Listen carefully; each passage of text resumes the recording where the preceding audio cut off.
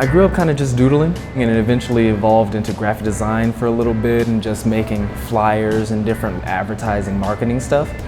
And then I eventually got back into digital art, and that's where this all started really.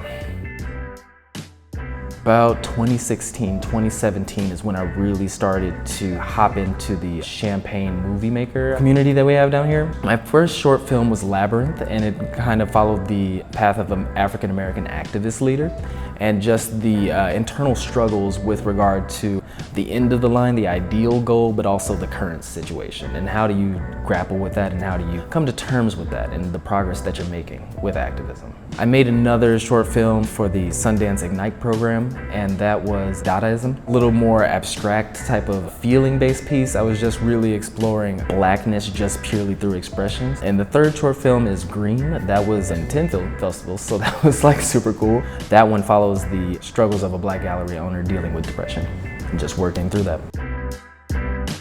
Telling stories is really important to me. I find it invaluable to be able to represent concepts that might be beyond like our communicative grasp, something that we can't really like talk about in just one conversation, and just like laying that out in like various ways of metaphors or different meanings or symbols. And I really enjoy that process because I feel as though it's really valuable in terms of just conveying something that you wouldn't be able to grasp through writing or just standard like communication. When it comes to subject matter, I really like the deification or creating African-American deities. That to me speaks volumes of representation and just allowing for a kind of like a cathartic release from like some of the pieces that I make. That really comes from like my perspective on trauma, and I really want to go to a place of converting that trauma into positive energy. And that's why I really choose my subject matter in the way that I do.